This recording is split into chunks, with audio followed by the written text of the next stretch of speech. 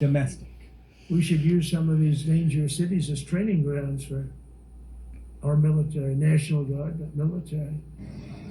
The Trump administration has deployed active duty Marines and National Guard to Los Angeles, as well as guardsmen to Washington, D.C., but they've spent more time strolling than training. And President Trump vows to deploy troops into Chicago, Memphis, and Portland. Defending the homeland is the military's first and most important priority. That's what it is.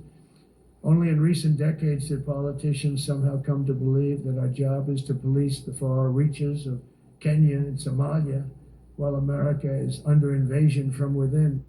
For years, the senior officers in today's room not only led troops in Iraq and Afghanistan and Special Operations Forces troops across more than 80 countries, they've also been trained and educated all their careers to believe the U.S. military should not be deployed against fellow Americans.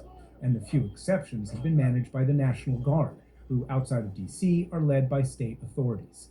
But that is not President Trump's vision. It's a war from within.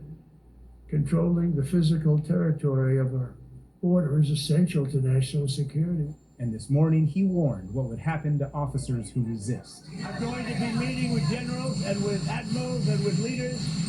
And if I don't like somebody, I'm going to fire them right on the spot.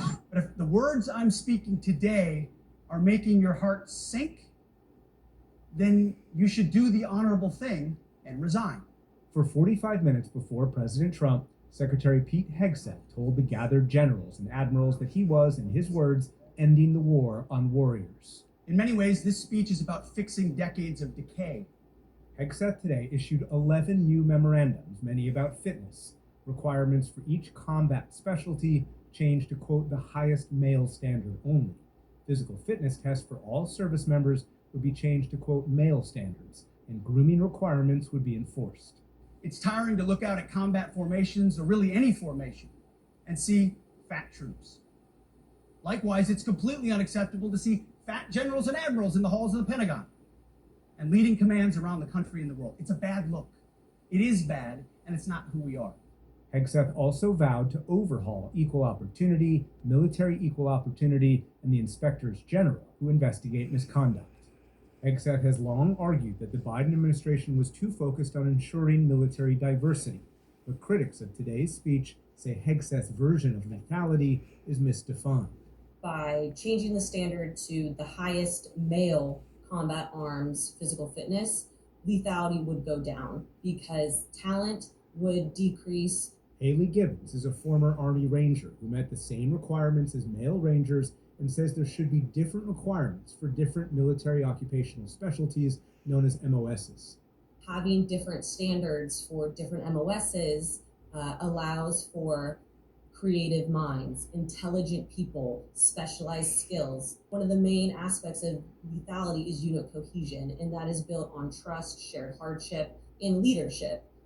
Not if you can deadlift a 350-pound barbell. Hegseth has fired the top U.S. general, who is black, and the Navy's top admiral, who's a woman. He said they and others went too far in embracing, quote, woke policies. But Gibbons says the Army defines leadership differently. Being a leader is influencing people, giving them purpose, direction, and motivation to accomplish a goal. By not creating space for diverse minds, different backgrounds, different genders, we are narrowing our ability to operate effectively. It is not clear how much today's gathering cost, but given that generals and admirals flew from around the world, some estimates run in the millions of dollars.